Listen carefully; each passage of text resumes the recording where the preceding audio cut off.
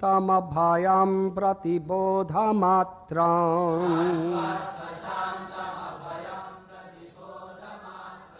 शुद्धं समं सरसता परमात्मतत्त्वम्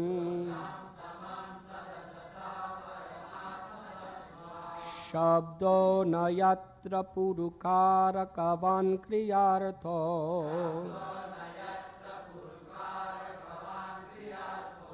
माया परत्यभाविमुख्ये च विलज्जमाना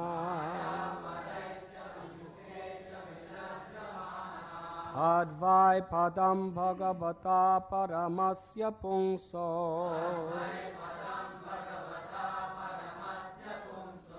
रामेति यद्विदुरजस्रसुखं विशोकम्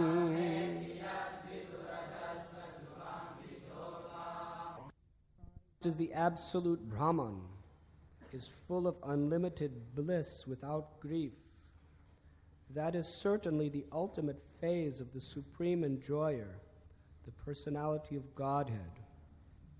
He is eternally void of all disturbances and fearless. He is complete consciousness as opposed to matter, uncontaminated and without distinctions. He is the principal primeval cause of all causes and effects, in whom there is no sacrifice for fruitive activities, and in whom the illusory energy does not stand. Purport by His Divine Grace, Srila A.C. Bhaktivedanta Swami Prabhupada. The Supreme Enjoyer, the personality of Godhead, is the Supreme Brahman, or the summum bonum, because of his being the supreme cause of all causes. The conception of impersonal Brahman realization is the first step, due to his distinction from the illusory conception of material existence. In other words, impersonal Brahman is a feature of the Absolute distinct from the material variegatedness, just as light is a conception distinct from its counterpart, darkness. But the light has its variegatedness, which is seen by those who further advance in the light.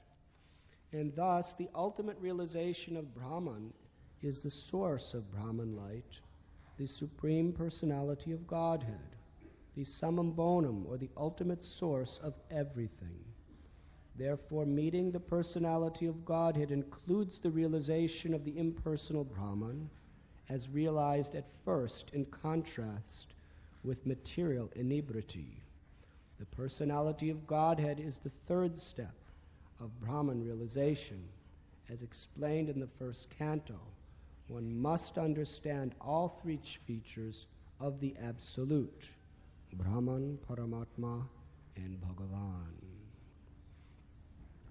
Om Agyantimidandasya Gyananjana Chalakaya Chakshurun Militam Jena Tasmai Sri Guruve Namaha.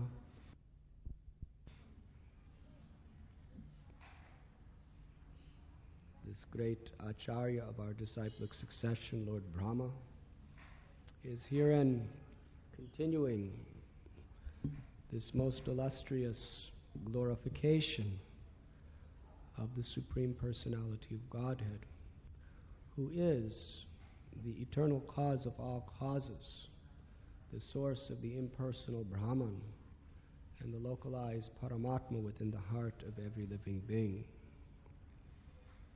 Srimad Bhagavatam specifically explains the supreme absolute truth in his original form of Krishna, and how he is beyond all material designations within this illusory energy, and in whom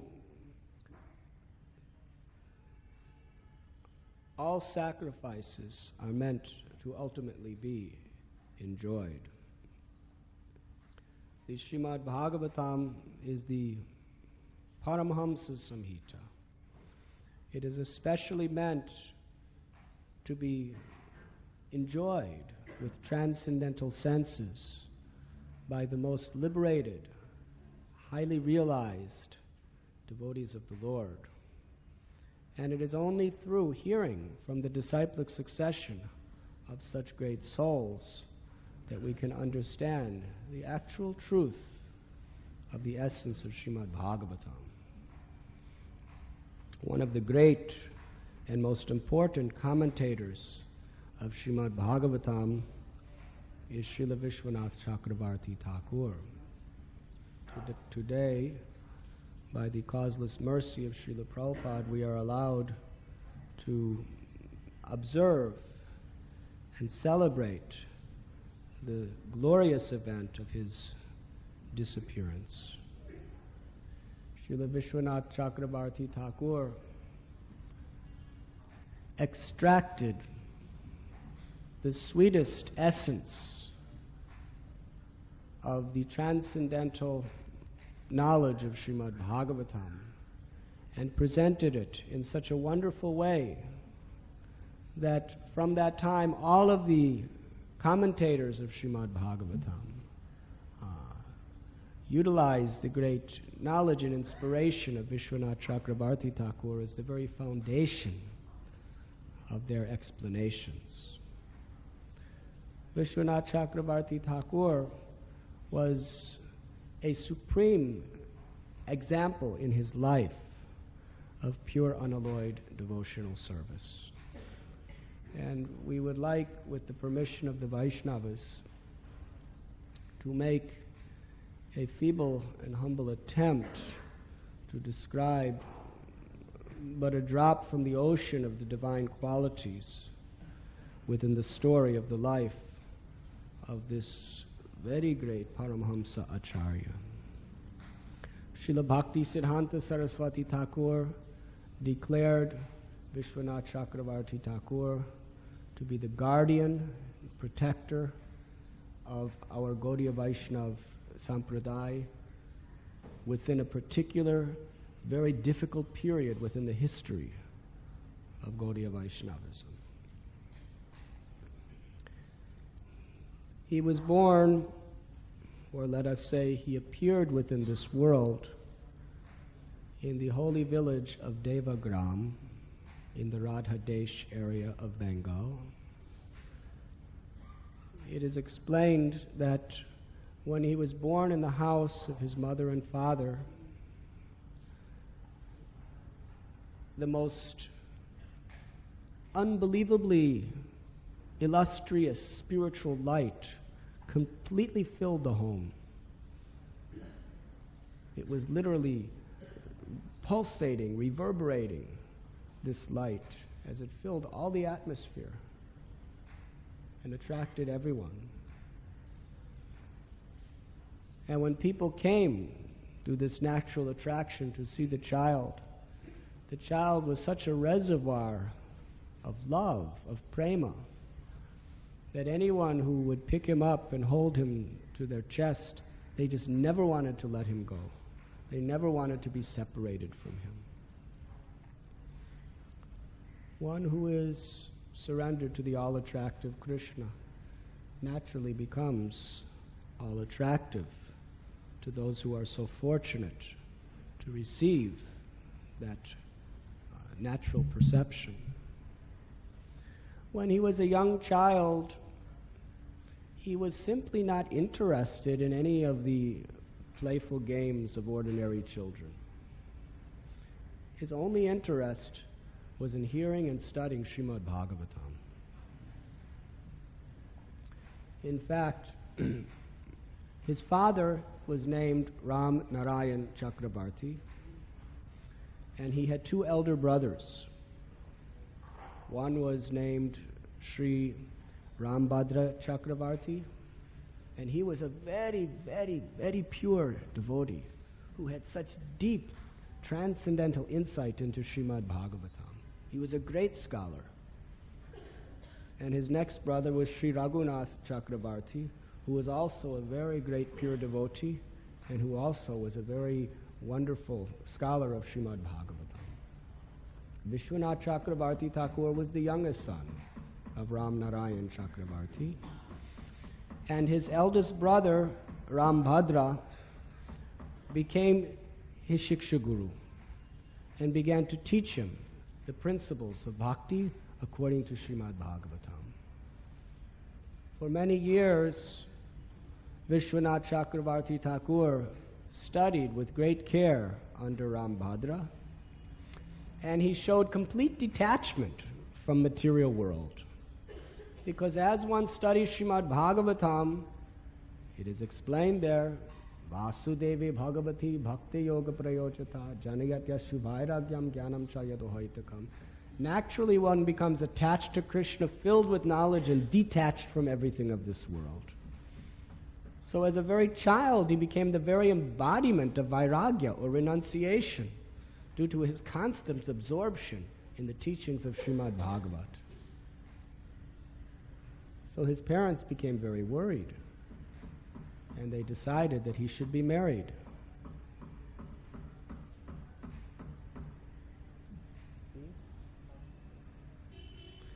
So they married him to a very, very beautiful young lady. Her name was Vibha. And after marriage, he simply had no concern with a home, with a wife, with anything of this world.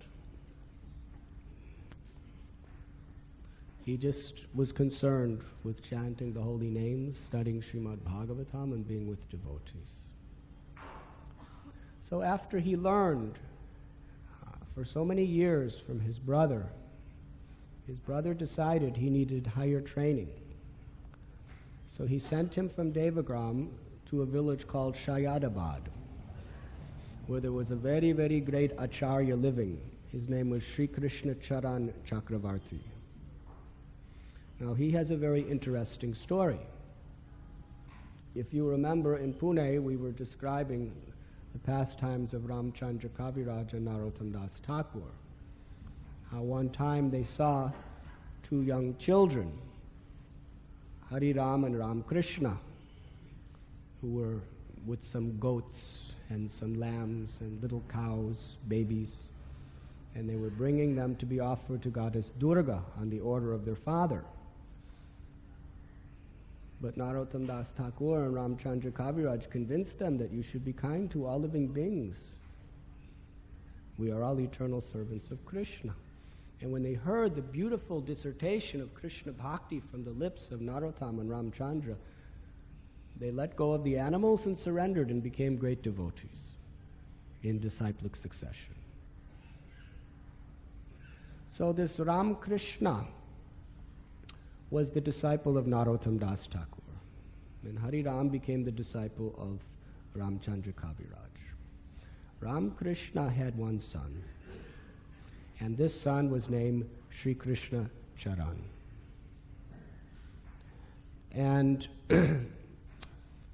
if you remember, after Ram Krishna and Hari Ram became devotees, the greatest pandit and scholar of all the area, whose name was Ganga Narayan Cakravarty, upon seeing these two young children become such illustrious Vaishnavas, he was thinking that what am I doing, wasting my time studying all the scriptures without bhakti, without surrendering to our Paramhamsa. So weeping and crying that all knowledge of the Vedas, which he had so deeply grasped in the public's eyes, it was all a waste if it does not culminate in serving a great soul. So Ganga Narayan Cakravarty surrendered to Narottam Das Thakur. He had a wife of the name Vishnupriya, and he had one daughter named Krishnapriya. But he had no son. So Ramakrishna, his son, Krishna Charan, was adopted by Ganga Narayan Cakravarty. And he became his favorite and very beloved disciple. He treated him like a disciple and a son. It was this Sri Krishna Charan that Vishwanath Cakravarty Thakur was sent by his brother to study under. So for many years he studied Srimad Bhagavatam from Sri Krishna Charan Chakravarty. And the beautiful relationship between guru and disciple was something so sweet and wonderful. And then Vishwanath Cakravarty Thakur decided that he should take initiation. So he asked for initiation. But at that time, Sri Krishna Charan was very old. And he said that you should accept a spiritual master who can continue to guide you for many, many years. And due to my age, it is not possible. So his very, very dear and beloved disciple was Radharaman Chakravarty. So he instructed Vishwanath Cakravarty Thakur to accept initiation from Sri Radharaman Chakravarty, who was the disciple of Sri Krishna Charan Chakravarty, who was the disciple of Ganga Narayan Chakravarty, who was the disciple of Narottam Das Thakur, who was the disciple of Lokanath Goswami, who was the disciple of Lord Sri Gauranga Mahaprabhu. And this way we have our disciplic succession.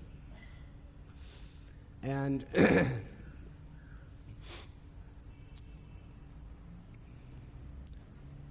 Vishwanath Cakravarty Thakur, although very young, was studying so deeply the subject of Sanskrit and the subject of the various teachings of the six Goswamis, especially Sri Jiva Goswami's Satsandarbhas.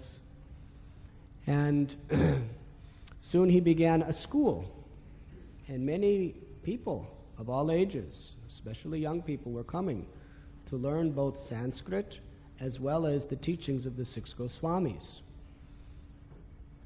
And sometimes he would give classes, and sometimes he would invite his spiritual master, Sri Radharaman Chakravarty, to preach to his students, and soon he became very, very famous.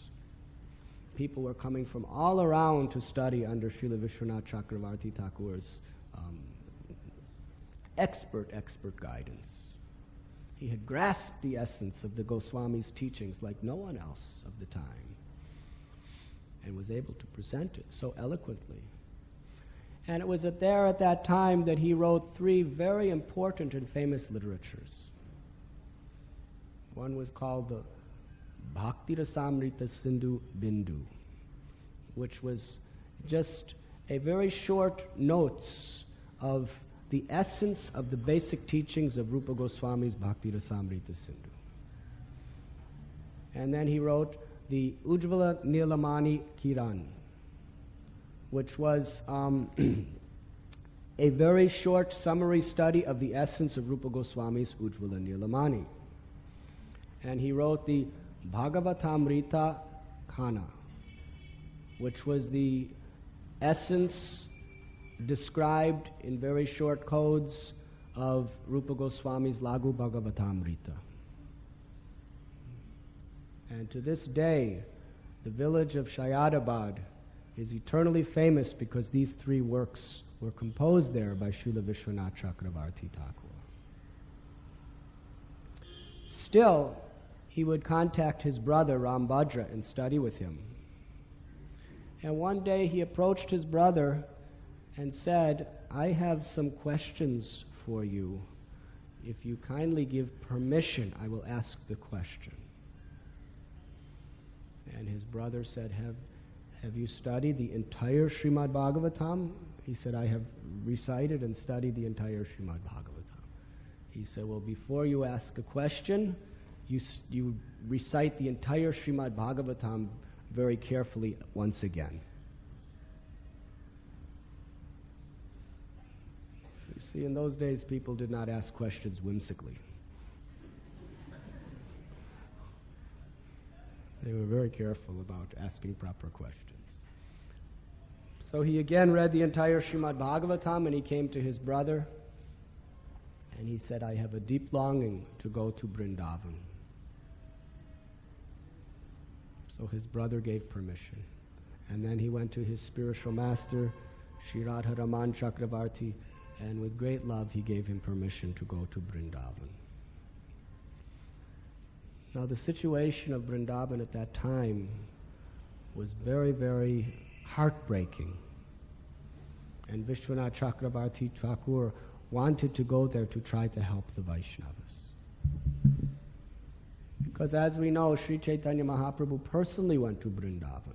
He danced through all the 12 fourths in great ecstasy, chanting the holy name. Hare Krishna, Hare Krishna, Krishna Krishna, Hare Hare, Hare Ram, Ram Ram, Hare Hare. And he personally uncovered many of the holy places, such as Radha Kund and Shama Kund in Aritagram. And then he sent Srila Rupa Goswami, Sanatan Goswami, Gopal Bhatta Goswami, Raghunath Bhatta Goswami, Raghunath Das Goswami, Sri Jiva Goswami, to specifically uncover and excavate the holy places of Krishna's pastimes in Vrindavan, to establish beautiful temples and teach people how to worship the deity within the temples, to illustrate by their behavior proper Vaishnava etiquette and the conduct of those in the renounced order, and to write books extracting the very, very highest essence of all the Vedas, which is unalloyed devotion to Sri Sri Radha and Krishna. But unfortunately, shortly after Srila Jiva Goswami disappeared from this world and his intimate disciples started disappearing in this world, Vrindavan was attacked by the great and wicked Mughal conqueror Aurangzeb. And how he devastated Vrindavan. He marched in with his soldiers and they went to Mathura, where there was a beautiful temple that cost, in those days, millions and millions of rupees to build. It was the Adi Keshava temple. It was right on Krishna's birthplace in Mathura. And Aurangzeb completely demolished it. And the deity had to be hidden and taken secretly out of Braja to Rajasthan. And by Aurangzeb's terrible rule, the Radha Govinda temple was very much dismantled and destroyed, and they were defacing all the temples. And they were doing obscene, terrible methods to contaminate the temples.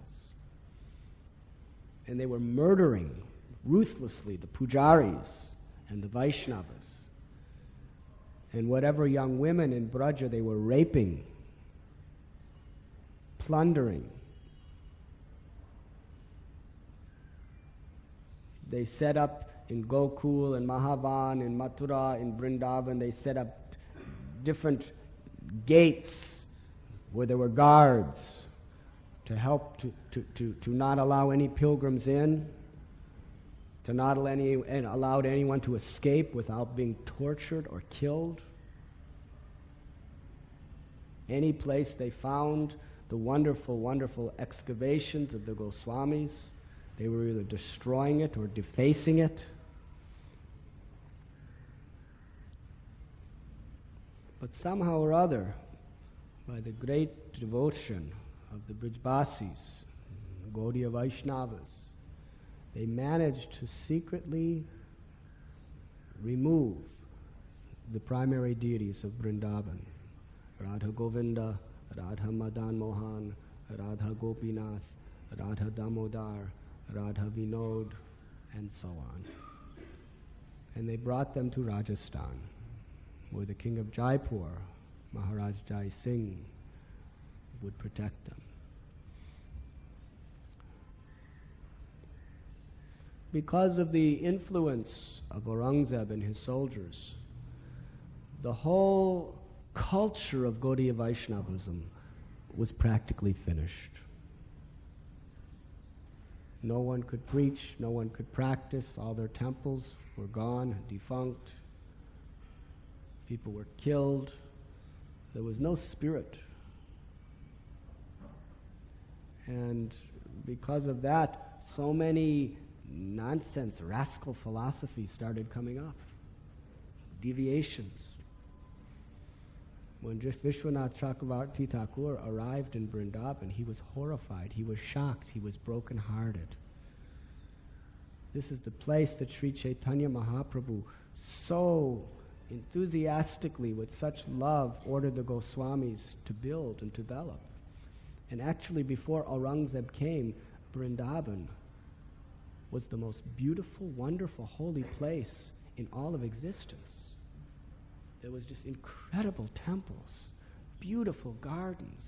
Every place that Krishna performed his pastimes that was revealed was just so beautifully decorated, so beautifully worshipped in every way. Even with one's material eyes, one could see the spiritual world and feel the spiritual world the way the Goswamis and their associates developed Vrindavan Dham and excavated it. But now it was simply a place of devastation and depression and sadness. So Vishwanath Cakravarty Thakur, he began to roam through the various forests of Braja, and ultimately he came to Sri Radha Kund, where he decided to settle down. There at Radha Kund, in the Bhajan Kutir of Srila Krishnadas Kaviraj Goswami, was still living one of the very dearmost disciples of Srila Krishnadas Kaviraj Goswami. His name was Mukunda Das. This Mukunda Das was so dear to Krishnadas Kaviraj. He helped him in so many ways and very, very attentively learned from him, as well as from Srila Raghunath Das Goswami. After Krishnadas Kaviraj Goswami left the world, Mukunda Das was in an ocean of sorrow and grief. But then Vishwanath Cakravarty Thakur, he appeared, and he gave great happiness to Mukunda Das, who began to also instruct him in Srimad Bhagavatam.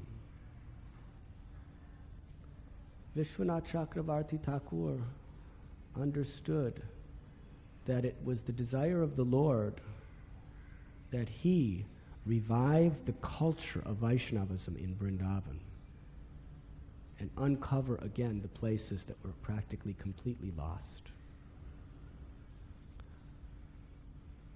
But he felt a great need for association of someone who could help him. And he prayed to the Supreme Personality of Godhead with such devotion, please someone, send someone who can help me. Because understand what a challenge it was. It was a total risk of life. It was an insurmountable task to take something devastated recently and bring it back to life. Plus there were so many opposing philosophies. There was Sahajiyism was rampant. The caste Goswamis were rampant. The Muslims were still in rule and very dangerous. But Vishwanath Cakravarty Thakur, understanding the will of the Lord, knew for all generations to come, Vrindavan must be reestablished as a holy place. So as he prayed, the Supreme Personality of Godhead, Sri Krishna, and his eternal consort, Srimati Radharani, sent a very special devotee, especially to help Vishwanath Cakravarty Thakur in this paramount, inconceivable mission he embarked upon. And this was Srila Baladev Vidyabhushan. Baladev Vidyabhushan was born in the Balasore area in a village near Remuna in Orissa. And he had studied the teachings of Shankaracharya, and then he studied the teachings of Madhvacharya, and he was convinced that bhakti was the highest principle. And he went to Jagannath Puri, and there, after traveling and meeting so many great holy men and saintly people, he decided to take shelter of the Tattvavadis, the great teachers of Madhvacharya's line. And there he received initiation and he became the foremost scholar of the whole Madhva Sampradaya. In fact, the Madhva Sampradaya in Jagannath Puri was so proud to have someone like him, who could speak so eloquently and who could demolish anyone in debate. And the Gaudiya Vaishnavas in Jagannath Puri, they were thinking, if only we had someone like Baladev Vidyabhushan, how Lord Chaitanya Mahaprabhu's teachings would spread. But they were very afraid to even approach him because he was such a scholar. But there was one devotee of Lord Chaitanya Sampradaya whose name was Radha Damodar Goswami. And he was a very, very deeply realized soul. So he approached Baladev Vidyabhushan and he began to narrate to him the beautiful pastimes of Sri Chaitanya Mahaprabhu and the teachings of Lord Chaitanya and the supremacy of the beautiful pastimes of Radha and Krishna. And when Baladev Vidyabhushan heard this, his heart melted in ecstatic love, an experience he never had by worshipping Narayan in the line of Sri Madhva. And he understood that Chaitanya Mahaprabhu took initiation in the line of Madhvacharya, so it would not be unchaste or unfaithful for him to become a Gaudiya Vaishnava. So he sat and he listened to Radha Damodar Goswami, and whatever arguments he may have had, Radha Damodar Goswami, in a very humble and gentle way, completely defeated them. So he surrendered to Radha Damodar Goswami, and he gave him a mantra for Radha and Krishna. And he began chanting the holy names in the mood of Sri Chaitanya Mahaprabhu.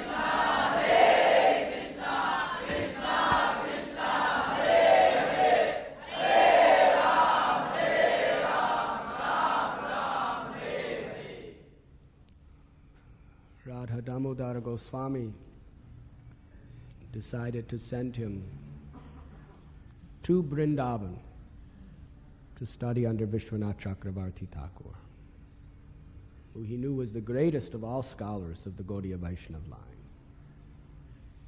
So when Baladev arrived, Vishwanath Cakravarty Thakur understood, here is the man that will assist me in this great mission to the Lord and the Vaishnavas. So he very carefully studied Srimad Bhagavatam and the other Goswamis' literatures from Vishwanath Cakravarty Thakur, Baladev. And together, they preached so strongly. Not only did they preach, but they were just defeating all opposition to the highest, purest principles of Lord Chaitanya's teachings. And they began to revive the temple worship and revive the spirit and the inspiration in the devotees.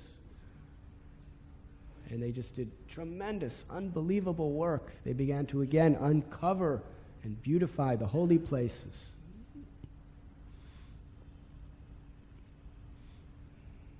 And then Radharaman Chakravarty sent a letter to Vishwanath Chakravarty Thakur that he should return to Gauda Desh, to Shayadabad and Devagram. So he returned to his guru,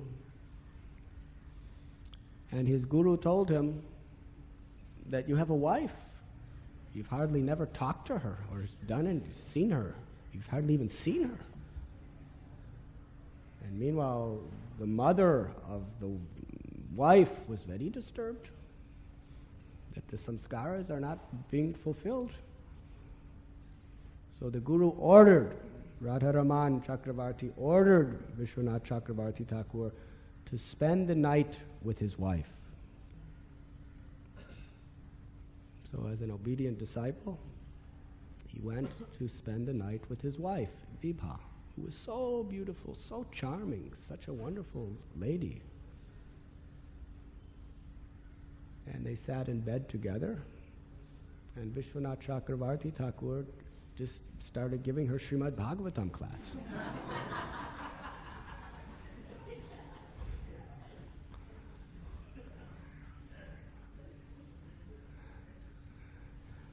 And all night They were Srimad Bhagavatam class. He was just leading kirtans and singing Bhagavat and giving commentaries. And the next morning, the wife told Guru that he just was having kirtan and giving me Bhagavat commentaries all night. So the Guru was very happy. He understood that this Srila Vishwanath Cakravarty Thakur is of the spiritual world. He has just no inclination for material connections with anyone. So unless you have no material desires whatsoever, you should not imitate Vishwanath Cakravarty Thakur and be an irresponsible grihastha, but we could understand what kind of magnitude of his devotion there was. He was a very embodiment, personification of renunciation.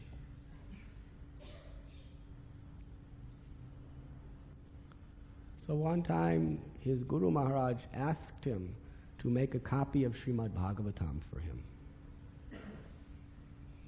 So Vishwanath Cakravarty Thakur is very famous for this story. It said when he was copying Srimad Bhagavatam for his Guru, as he was writing, whenever the sun came out, clouds came to cover him. So there would be no inconvenience in his writing Srimad Bhagavatam. And sometimes during the monsoons there would be torrents of rain, and he would just sit right out. And the rain would fall torrentially in front of him, behind him, on both sides of him, but not a drop would touch him, as long as he was writing Srimad Bhagavatam.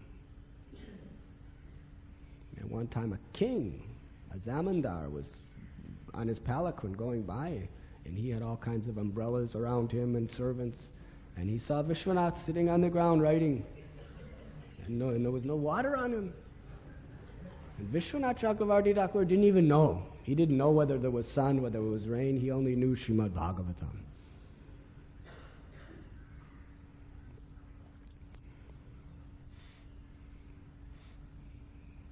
So after preaching and traveling to many of the holy places of Gaudadesh, Sri Radharaman Chakravarti again sent him back to Vrindavan.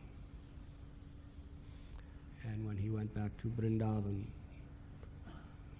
he stayed in various places, and he wrote his books in many places.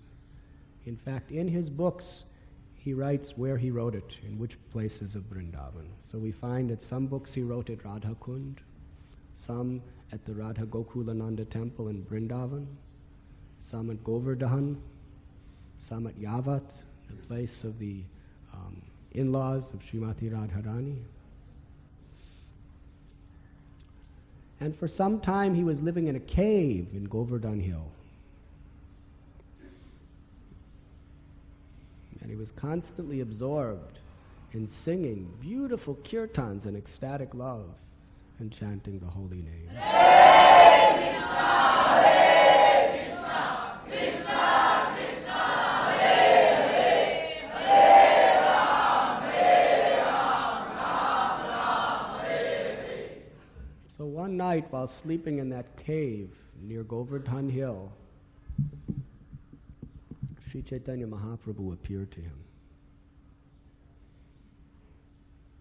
And he instructed him that you should make commentaries on the principal books of the six Goswamis. You should, because the six Goswamis wrote in such high Sanskrit to establish authority that most Sanskrit scholars couldn't even understand. What to speak of general common people? So Lord Chaitanya told him to write commentaries on the six Goswamis' works in very simple Sanskrit or Bengali. So Vishwanath Chakravarti Thakur took this as his great mission in life. And while he was living at Sri Radhakund and Vrindavan and various places, there's a beautiful story that took place. One very, very pure devotee who was a brahmachari came to the Mathura district and Vrindavan. And he was worshipping a beautiful deity named Gokulananda. and how he worshipped with such pure love, with such complete detachment from anything in life except pleasing his deity. This is the real standard of deity worship. That you're not thinking, what do I want? You're only thinking, what does the deity want? You're not thinking, what will I wear today? You're thinking, what will the deity wear today? You don't think, what will I eat today? What will the deity eat today? You're not thinking, what music do I like to hear? You're thinking, what songs does Gokulananda like to hear? True deity worship is every thought, every word, every act is simply for the pleasure of Thakurji. So this is the standard that this brahmachari was worshipping Gokulananda. He was his life, his soul. But one night in a dream, Gokulananda appeared to this brahmachari and told him, in Vrindavan is living my dear devotee, Vishwanath Cakravarty. You kindly present me to him to be worshipped by him. So the next morning the brahmachari went to Vrindavan, and there he approached Vishwanath Cakravarty Thakur, and he told him, Krishna has appeared to me in a dream and he has told me to give my life and soul, my worshipable Lord, to you. And Vishwanath Cakravarty Thakur was so humble. He said, I am not qualified to worship this deity. You are so qualified. You are doing such nice seva. I cannot do what you are doing. I cannot accept it. And the brahmachari said, but it is the order of the Lord. You must accept it. He said, but I am instructing you to keep it. So the brahmachari took Gokulananda and went back to his home. And that night, Gokulananda again appeared to him. He said, bring me back to Vishwanath Cakravarty Thakur. But I will appear to him too, so this time he will accept. So just at the end of the night, as Vishwanath Cakravarty Thakur was resting, Shri Gokulananda appeared to him. And he said, please do not be in anxiety. I will accept your worship. I will provide the food. I will provide everything. But it is my desire that you accept me and worship me as your Lord. And upon seeing the beautiful form of Gokulananda and hearing his sweet words, Vishwanath Cakravarty Thakur began trembling, displaying the symptoms of ecstatic love. And just as soon as the dream was over, Vishwanath Cakravarty Thakur woke up. And at that very second,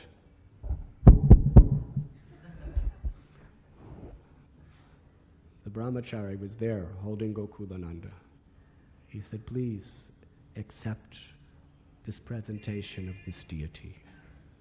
And Vishwanath Cakravarty Thakur accepted the deity. And the wonderful, beautiful pastimes that took place between Vishwanath Cakravarty Thakur and Sri Sri Radha Gokulananda are a very deep and transcendental subject matter, which is ultimately pleasing to the heart. So he took this deity with him wherever he would go and worship him. And while at Radha Kund, he was given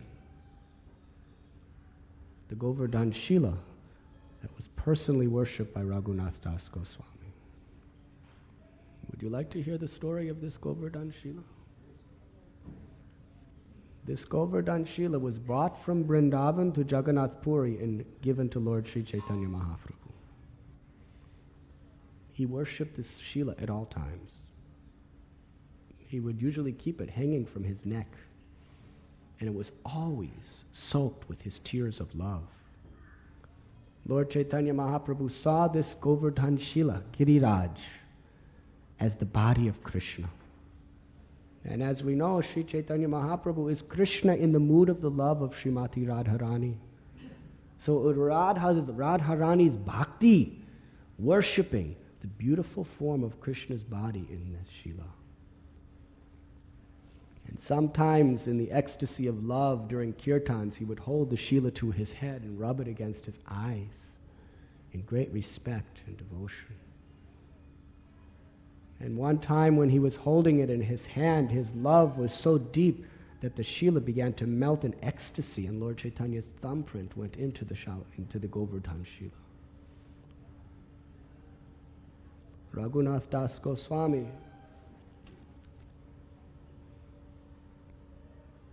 whose appearance day it is today, we know the story, how he was such a rich young man, coming from an only son of multi-millionaire father and uncle. He left everything to go to Jagannath Puri. And he performed such tapasya, and he was so humble in his service to the devotees that he completely conquered the heart of Sri Chaitanya Mahaprabhu. Seeing the love, the devotion, and the renunciation of Raghunath Das Goswami, who was the servant of his servant, Swarup Damodar Goswami, Lord Chaitanya wanted to reciprocate by giving him the most dear thing to his own heart. So he presented to Raghunath Das Goswami this Govardhan Srila. And he personally instructed him through Swarup Damodar how to worship the Srila. And after Lord Chaitanya Mahaprabhu left the planet, soon after Swarup Damodar Goswami left the planet, and Raghunath Das Goswami went to Vrindavan, along with his Govardhan Srila. And by the instructions of Rupan Sanatan Goswami, he decided to settle down at Radha Kund. And there he exhibited Prayojana Bhakti, the supreme ultimate perfection of the love of the gopis for Krishna. And the object of his love was very much centered around his devotion to Govardhan Srila. Sometimes while living in Radha Kund, Lord Chaitanya gave him also a Gunjamala, which is said to be none different than Srimati Radharani. Raghunath Das Goswami was explaining, by giving me this Gunjamala, Sri Chaitanya Mahaprabhu has given me worship and service to the lotus feet of Srimati Radharani. And by giving me this Giriraj Govardhan Srila, he has given me an eternal place at Govardhan Hill, where the most intimate pastimes of Radha Krishna take place, especially during the spring season, beginning with Basant Rasa Yatra, which we are also celebrating today. And Raghunath Das Goswami, the highest standards of love, worshipped this Srila. But before disappearing from this world, he presented the Govardhan Srila to Srila Krishnadas Kaviraj Goswami. Krishnadas Kaviraj Goswami worshipped that Srila with his life and soul. And before he left this world, he gave it to his very intimate servant and disciple, Mukunda Das. Mukunda Das Goswami was worshipping. I was mentioning before Ganga Narayan Chakravarty, one of the most special and devoted disciples of Srila Narottam Das Thakur. It is said that his wife's name was Vishnupriya, and he had one daughter whose name was Krishna Priya. And as I explained before, he adopted Sri Krishna Charan, the Param Guru of Vishwanath Cakravarty Thakur, as his own son and disciple. But the story of his daughter is one of the most wonderful stories in Vaishnava history. Sri Krishna Priya was such a devotee. She had no interest in material life. She had no interest in marriage. Her only interest was hearing the glories of the Lord and chanting the holy name. Hare Krishna, Hare Krishna, Krishna Krishna, Hare Hare, Hare Ram, Hare Ram, Ram Ram, Hare. And her mother and father were so satisfied to see her ecstatic devotion and love.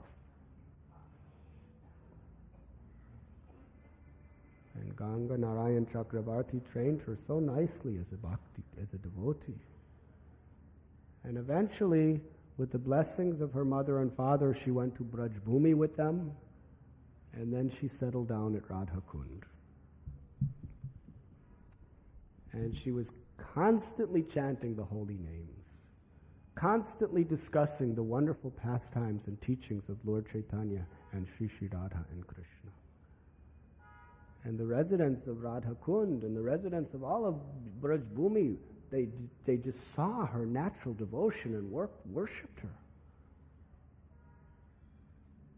And they would call her by the name of Krishna Priya Thakurani. Some people called her Sri Radha Kund Vasi Thakurani. And one time, Mukunda Das, he saw the qualities of pure unalloyed devotion and was very much impressed and was always showering his blessings upon Krishna Priya Devi. And one time Mukunda Das ate bad food and he became very sick. And Krishna Priya Thakurani gave him a special diet and personally cared for him and made him better. And Mukunda Das, he stated to everyone that this Krishna Priya is my mother. She has the love of my mother. And he was so impressed with her devotion that he gave the Shalagram Shila that was worshipped by Krishna Das Kaviraj Goswami, Raghunath Das Goswami, and Sri Chaitanya Mahaprabhu. He gave it to Krishna Priya Thakurani to worship. She took that Giriraj and made it her life and soul to worship. A few days after he gave that Shila, Mukunda Das, in separation of the Lord, he returned to the eternal abode of Goloka Vrindavan and disappeared from this world.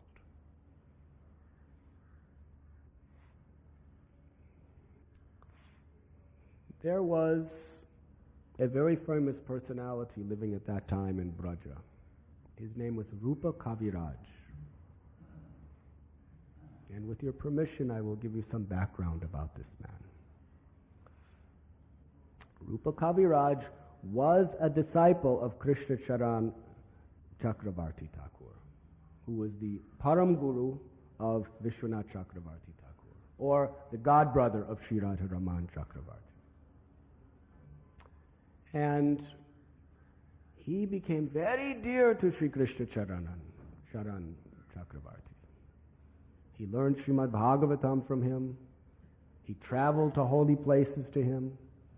And in fact, Sri Krishna Charan and Rupa Kaviraj traveled all the way from Shayadabad in Bengal to Braj Bhumi. And while at Radha Kund, Rupa Kaviraj asked if he could stay and study under Mukunda Das, the Srimad Bhagavatam. So Sri Krishna Charan Cakravarty gave him all blessings, gave him all knowledge. And then he studied under Mukunda Das and became very dear to him. And he gave him all understandings of Srimad Bhagavatam. And he was actually exhibiting symptoms of love of God. And he became so famous as being such an orator, such a devotee, that he started giving Srimad Bhagavatam recitations at Radha Kund. So one day when he was just to begin his Srimad Bhagavatam class, Srimati Krishna Priya Thakurani, in her own very humble and gentle way, simply came to attend the class. And all the Brijabasis and Gaudiya Vaishnavas, with great respect, they honored her and greeted her. But Rupa Kaviraj did not give her any attention whatsoever. And then he began his talk. And Krishna Priya was just so happy. She didn't mind that he didn't give any attention. Amani namana dena kirtaniya sadhari. One who always chants the holy name does not care any respect for anyone, from anyone. She just wants to offer respect. She offered all respect, and when he ignored her and neglected her, She was just in complete bliss and ecstasy just to sit there and listen to Krishna Katha. So as he was speaking, she was just so happily listening. And then he stopped the class.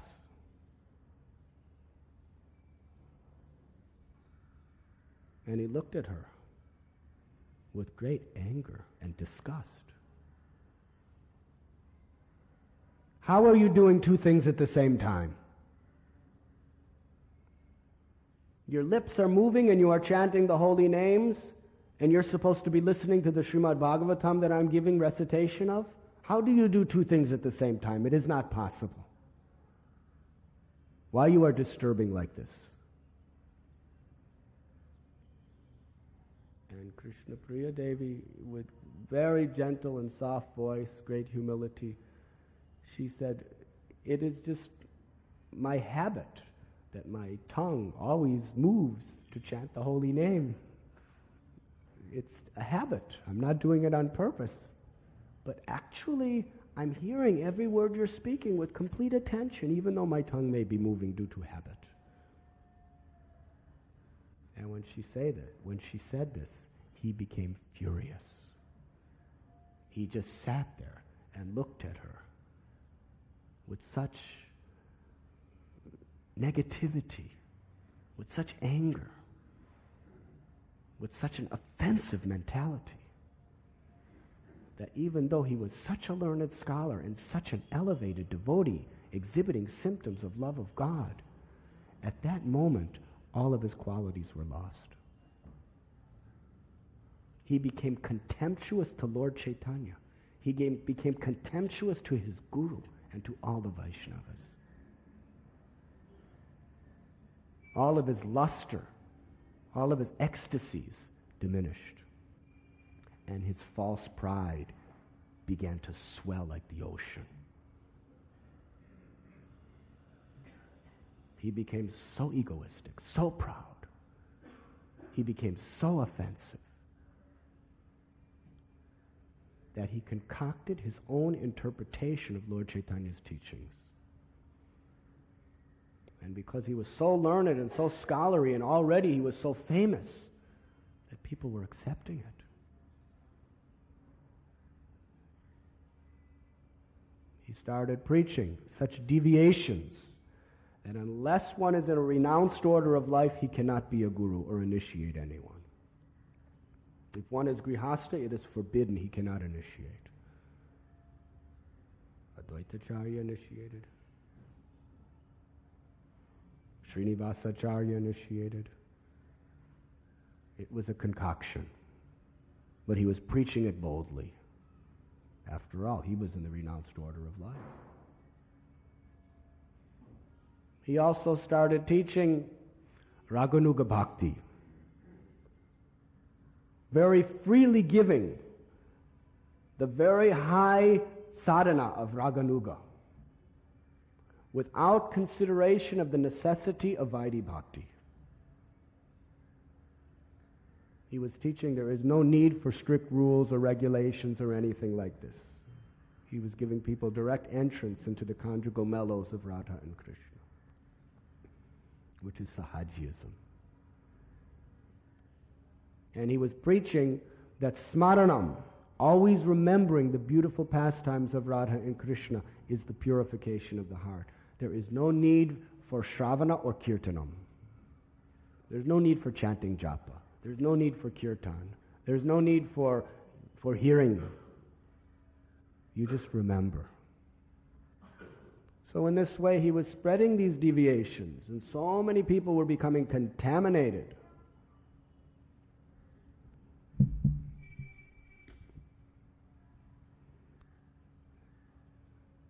Anyways, Krishna Priya simply tolerated, and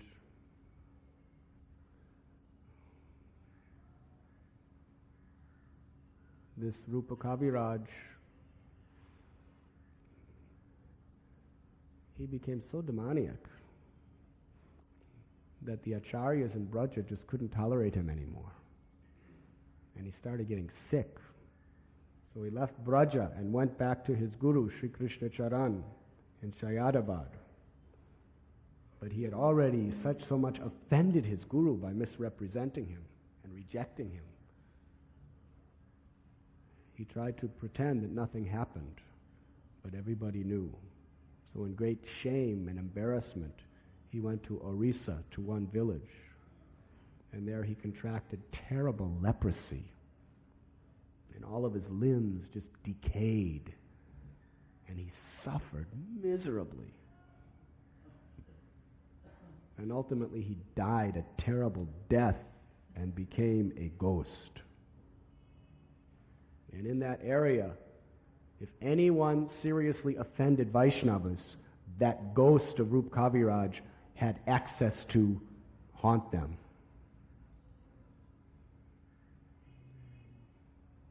So when people started getting haunted by the ghost of Rupa Kaviraj, they knew, I must have offended a Vaishnava.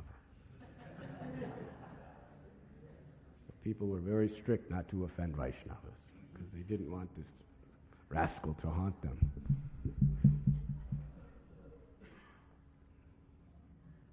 So someone may ask the question, how is it that a person so learned, who had such special blessings from Mukunda Das, the disciple of Krishna Das Kaviraj, he had such blessings from Krishna Charan, his own guru, he was so learned, he was actually exhibiting loving symptoms. How is it that he could fall to such a miserable condition? And it is explained, the reason. Because he offended a great devotee. Krishnadas Kaviraj Goswami in Chaitanya Charitamrita explains, even if you are on the state of love of God, if you offend great devotees, you fall like this. So we should be very, very careful not to enviously commit offenses to great devotees of the Lord. It's a very shocking lesson for all of us to hear and learn from. Vishwanath Cakravarty Thakur, while living at Sri Radhakund, became so dear to all the Vaishnavas that Srimati Krishna Priya Thakurani, with great love and attention, presented the Govardhan Shila of Raghunath Das Goswami, Krishna Das Kaviraj Goswami, and Lord Chaitanya Mahaprabhu to Vishwanath Cakravarty Thakur to worship. So he placed the Govardhan Shila beside Sri Radha Gokulananda and worshiped them with great love together. Vishwanath Cakravarty Thakur, while living in Vrindavan, along with Srila Baladev Vidyabhushan, they became such prolific writers. He went deeper and deeper and deeper into elaborate commentaries on the works of the six Goswamis. And his commentary of Srimad Bhagavatam, which is called a Sharartha Darshani, is one of the most illustrious and most important of all commentaries.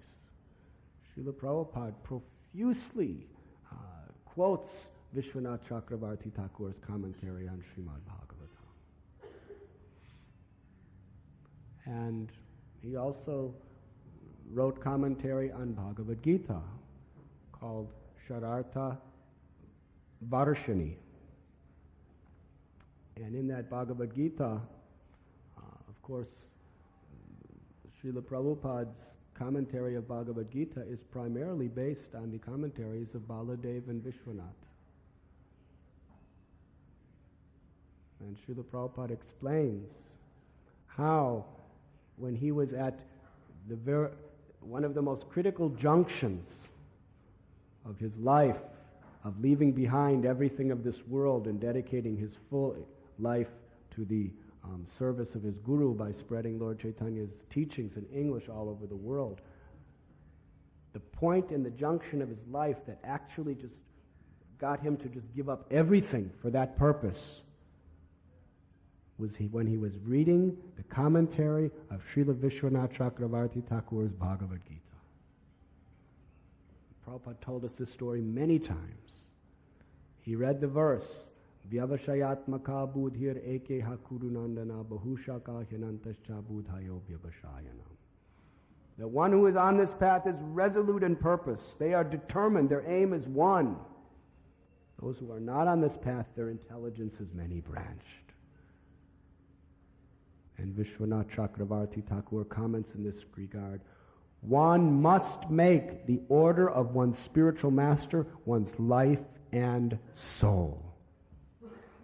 And when Srila Prabhupada read that, falling at the feet in an ultimate ocean of humility at the lotus feet of Vishwanath Cakravarty Thakur for this inspiration, he left everything behind and gave his whole life to spread Krishna consciousness all over the world. It is by the inspiration of Srila Vishwanath Cakravarty Thakur that we are all here today.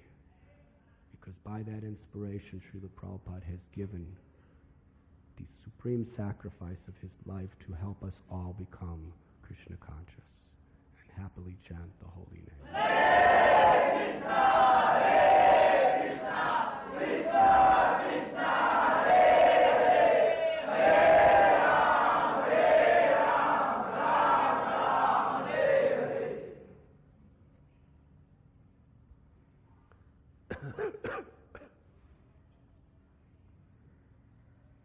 Vishwanath Cakravarty Thakur wrote over 40 books.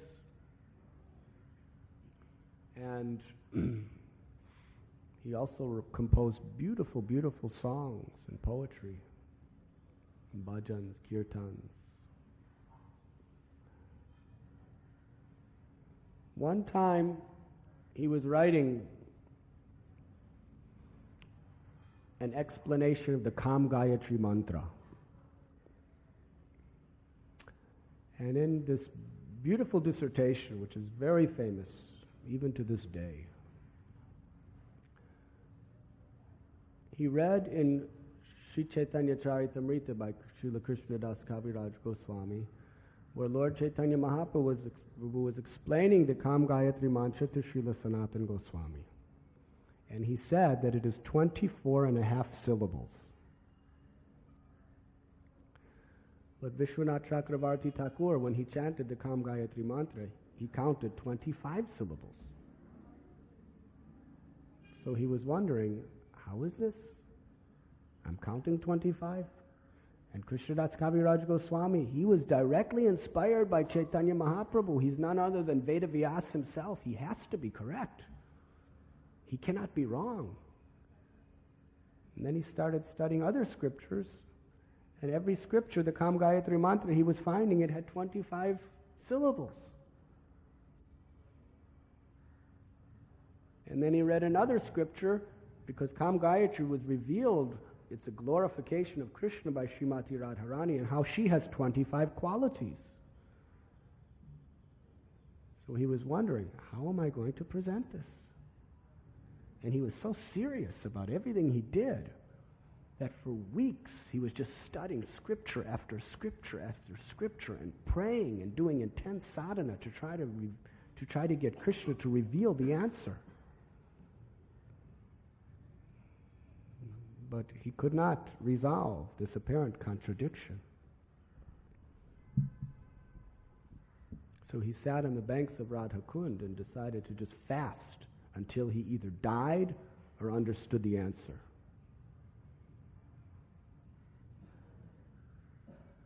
These Vaishnavas were very sincere. And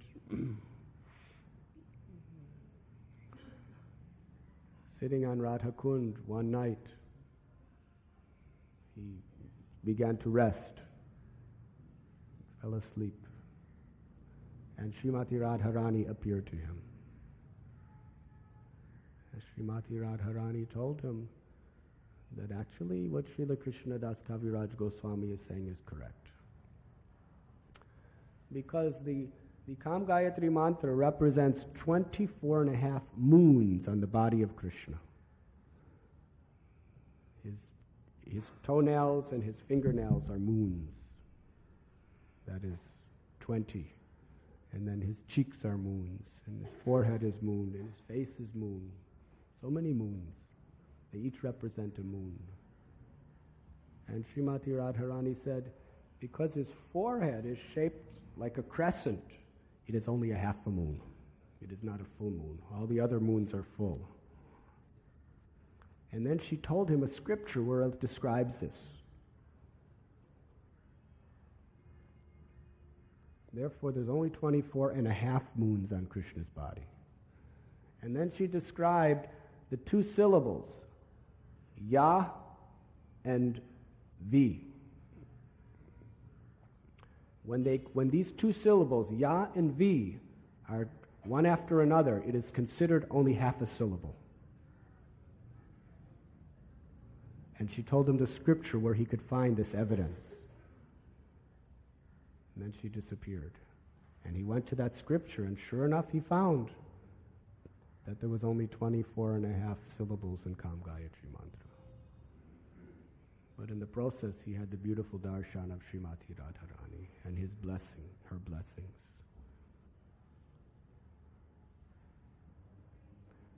And then he wrote that wonderful dissertation. Not only was he writing these sweet commentaries and translations, but also he was very boldly fighting against all resistance and deviations. He and Baladev Vidyabhushan were ferocious to those who were deviants. And yet they were the reservoir of the sweetest nectar to those who were good Vaishnavas. One of his greatest attacks was to the philosophy of Rupa Kaviraj, because he had spread this sahaja poison all around.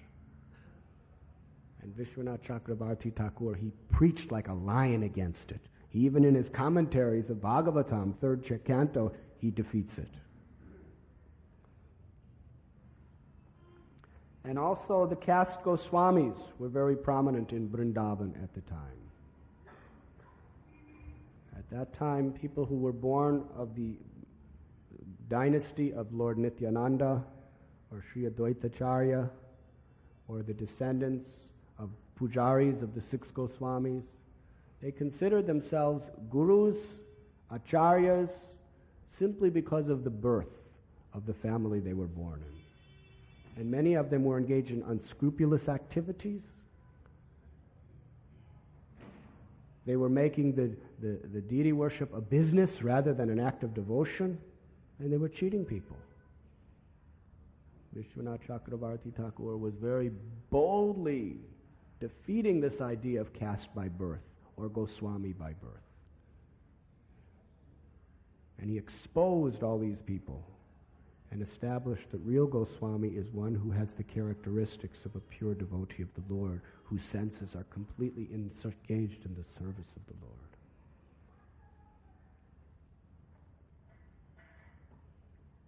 So he was a great warrior for Krishna. And when he was about 68 years old, he had just finished his his Srimad Bhagavatam commentary. At that time, there was a very serious attack to the whole Gaudiya Vaishnavism. It took place in Jaipur.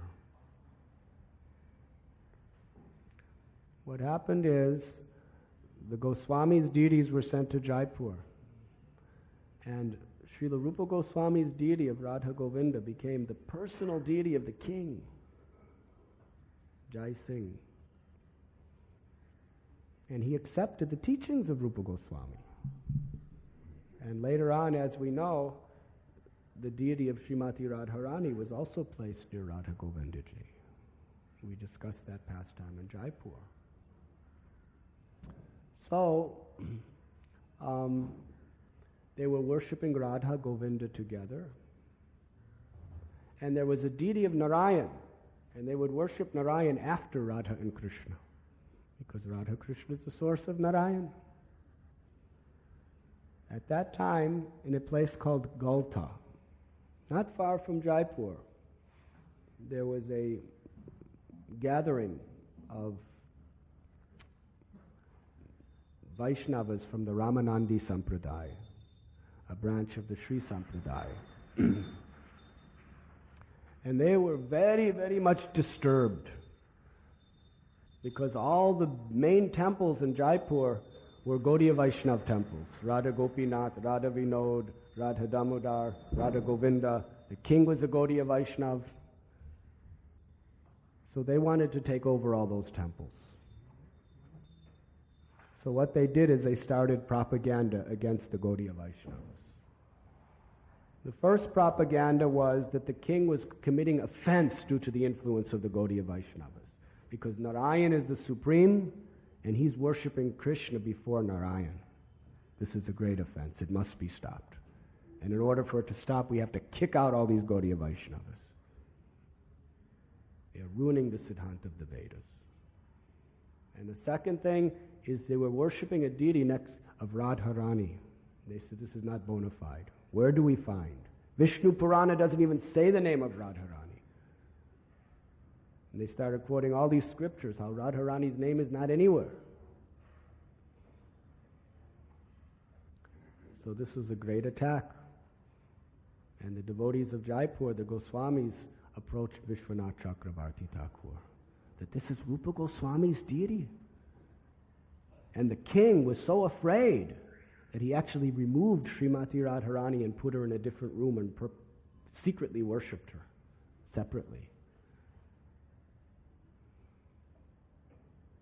So the devotees in Vrindavan, Rupa Goswami's Govinda is separated from Radharani, and they want to take the worship away from us. We have to do something. So ultimately the king, he agreed to the Ramanandis that if someone from Gaudiya Sampradaya can philosophically win a debate and establish the truths and the bona fideness of what they were doing, then they could keep the worship. So they said, all right. At the time, Vishwanath Cakravarty Thakur was very old, and his health was not very good. And the long, arduous travel to Jaipur was very difficult. So he called upon his very intimate, loving associate and disciple, Srila Baladev Vidyabhushan. He was Vishwanath's Shiksha disciple. And he told him, you please go to Galta and you solve this problem. So Baladev Vidyabhushan went.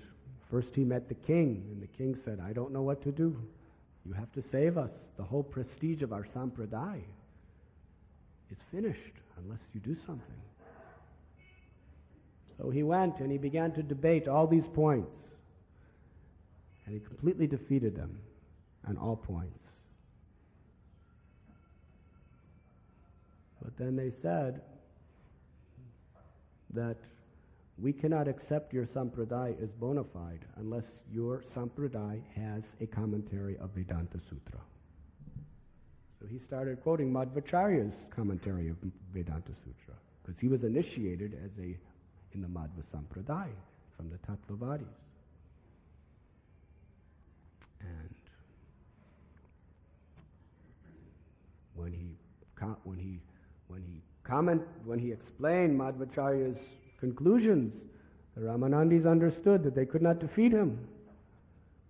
So they said, but Madhvacharya accepts Narayan as supreme. Where in his commentary does it talk about worshipping a deity of Radharani? So your Gaudiya Sampradaya is a branch of Madhva, and it cannot be accepted, it must be rejected unless you have a proper commentary of Vedanta Sutra. And we will not hear another word from you until you give us this commentary. He said that the Goswamis understood that Srimad Bhagavatam is Vedavyasa's commentary of Vedanta Sutra. And therefore Jiva Goswami wrote his Satsandarbhas, which are just explanations of the Srimad Bhagavatam. So there's no need for anything else. But they explained to him that you are rejected and all you Gaudiya Vaishnavas have to leave and you have to give us your deities and you have to do everything our way unless you give us a proper commentary, direct, Brahma Sutra. So he was very disappointed. And he went back to his room and he began to pray to Radha Govinda to save not only to save the dignity of the whole sampradaya that Lord Chaitanya Mahaprabhu descended to this world to give to everyone. Namo Mahabharanyaya Krishna Prema Padayate Krishnaya Krishna Chaitanya Namane Gaudatveshe Namaha. He's the most munificent, the most merciful of all incarnations. He's come to give what no other avatar has ever given. Pure, unalloyed love of the residents of Vrindavan to everyone and anyone freely who simply accept his mercy and loudly chant the holy name.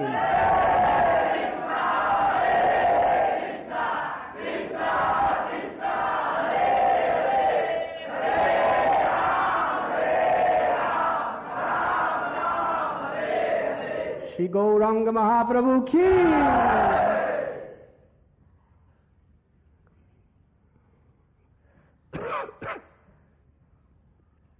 And now, the whole sampradaya of Sri Chaitanya Mahaprabhu was about to attain extinction, where all its validity, all its credibility was about to be taken away. If this happens, what will happen to the people of Kali Yuga? The Yuga avatar and all of his teachings and all of his followers will be disregarded. You can understand, this was one of the most major crises as far as the salvation of mankind in history of the universe. So he prayed to Radha Govinda. And that night, Govindaji appeared to him in a dream. And he said, "You just write, and I will speak my commentary of Vedanta Sutra."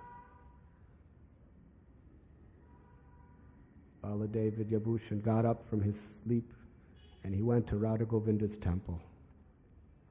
And in front of the deity of Sri Radha Govinda Dev, he began to write. And Govinda Dev from within and without inspired him and gave him all the words. And this beautiful commentary of Vedanta Sutra he named Sri Govinda Bhasya, that which has been inspired and spoken by Govinda himself. And he went and he presented that commentary to the Ramanandis. And when they read it, they all fell at his feet and begged, "Initiate us. We will be your disciples." He said, "No need for initiation. You are already initiated. Just chant the holy names."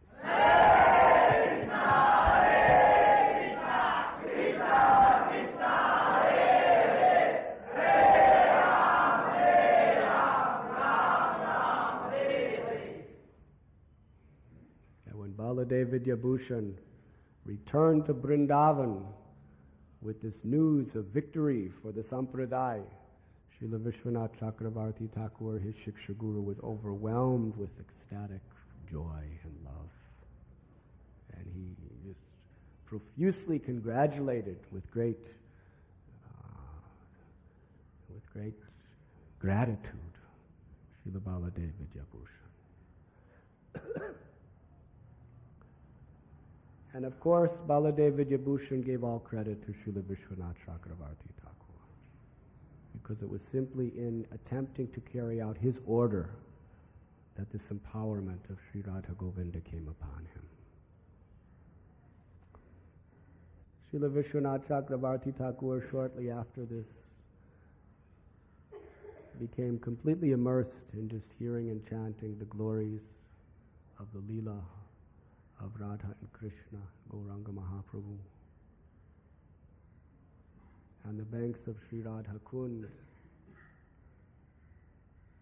he began composing beautiful, beautiful songs, one song after another, immersed in kirtan at all times. And while chanting the beautiful kirtan of the holy names and glories of the Lord, absorbed in the ecstatic love of the Leela of Radha and Krishna, on the very, very auspicious and sacred day of Sri Vasant Panchami, Srila Vishwanath Cakravarty Thakur entered into Mahasamadhi. and his soul was transported again to the eternal Leela of Radha Krishna in the spiritual world of Goloka Vrindavan. On the most auspicious day, in the most auspicious place of Radha Kund, while chanting the most auspicious names of Radha and Krishna, Srila Vishwanath Cakravarty Thakur departed from our earthly vision. And the Vaishnavas placed his samadhi at Sri Radha Gokulananda Temple in Vrindavan, just beside Ganga Narayan Chakravarti, Narottam Das Thakur, and Lokanath Goswami's samadhis. So on this day, even many hundreds of years later, devotees go to this holy place to offer their homage and worship Srila Vishwanath Cakravarty Thakur.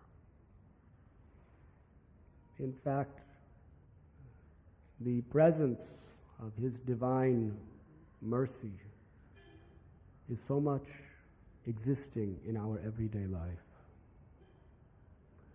When we read Srila Prabhupada's books, Srimad Bhagavad Gita, Srimad Bhagavatam, we are so much getting the nectar of the love of Srila Vishwanath Cakravarty Thakur fed to us perfectly through the loving hands of Srila Prabhupada.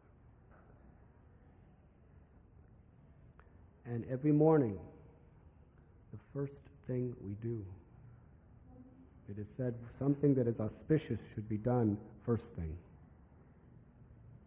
The acharyas in our line have taught us that the first thing we should do when we come up in the morning is to come to attend Mangal Arati. And the first song we sing is the beautiful poem, Gurvastakam, written by Srila Vishwanath Cakravarty Thakur. In this song, the most powerful, instructive, and beautiful glorification of the spiritual master has been revealed. And it is my humble request that we bring a close to this class on the life of Srila Vishwanath Cakravarty Thakur by singing Gurvastakam, the 8 prayers in glorification of the spiritual master.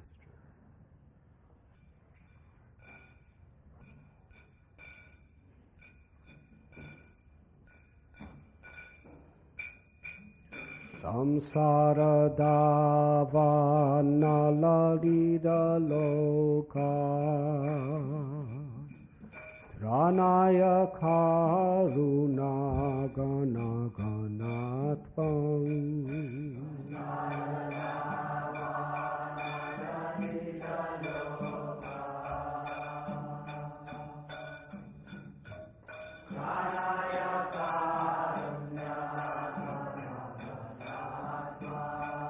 Praptasya kalyana gunanavasya Vande Guru Sri Sharanarvindam Praptasya kalyana gunanavasya Vande Guru Sri Sharanarvindam Mahaprabhu Kirtana Nritya Gita Vaditramadyan Manasorasina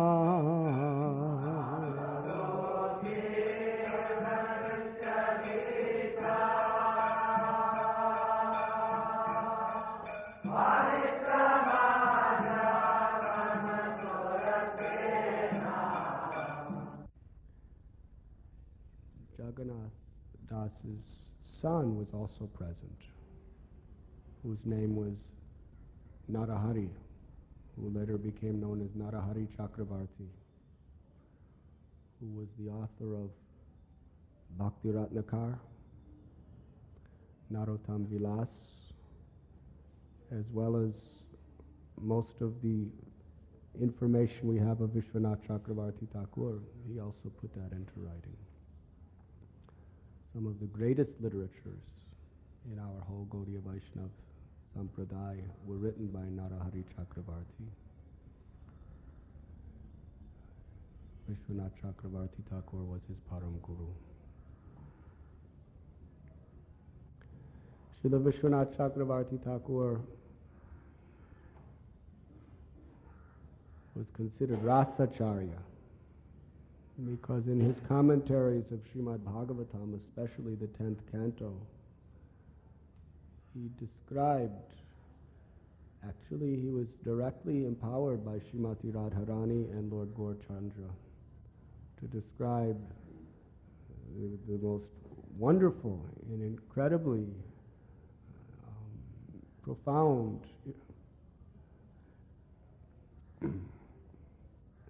explanations of Krishna's Leela,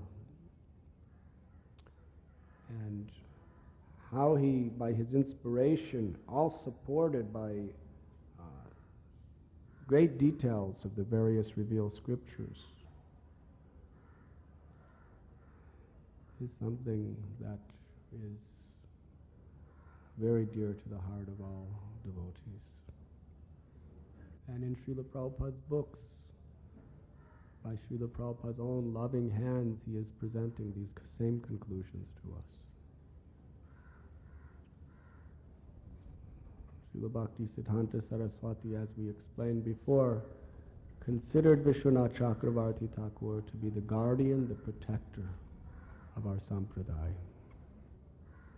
So on this holy day, we should pray for his mercy, because on these special days, these great souls actually incarnate within these days. These days are like deities of these great souls. And we could worship these personalities and receive their direct blessings and mercy on these holy days if we observe them according to the divine instructions of our spiritual master in the Parampara. Today is also, of course, Vasant Panchami, Sri Vishnu, the appearance day of Sri Vishnu Priya Devi, the eternal consort of Sri Chaitanya Mahaprabhu, Sri Saraswati Puja, the appearance day of Srila Pundarik Vidyanidhi, Vrishabhanu of Mahaprabhu's Leela, and also the spiritual master of Gadadhar Pandit, Srila Raghunandan Thakur's appearance day, one of the very intimate and important associates of Lord Chaitanya, and it is the appearance day of Srila Raghunath Das Goswami. I think we do not have time to discuss everything this morning, but this evening we're having festival, so we will try to continue. Be here at 6:30 promptly. At exactly 6:30, we hope to begin our Shobha Yatra, where we will do Harinam Sankirtan along with the Vijay Murtis of Radha Gopinath along the sacred sands of Chopati Beach. And then we will come back to the sacred because Prabhupada's feet walked on them every day for some time. And then we will come back to the temple for further narrations and kirtan and prasad. There'll be wonderful flower decorations for the deities today also. Srila Prabhupada ki, Shri Shri Radha Gopinath ki, Srila Vishwanath Cakravarty Thakur ki, Gopimanandi.